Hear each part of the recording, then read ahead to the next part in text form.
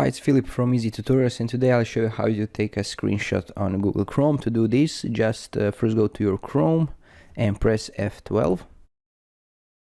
And this will lead you to Developer Tools. Don't worry about this.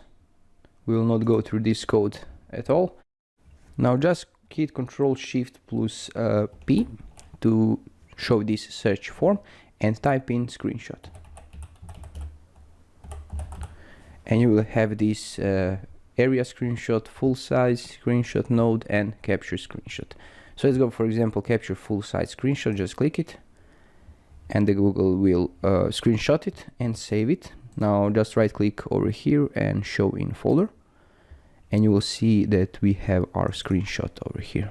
And this is it. This is how you take a screenshot in Google Chrome. I hope this video was helpful to you. So drop some comments and likes below. It will be very nice of you. Thank you, and see you in some other tutorial. Bye bye.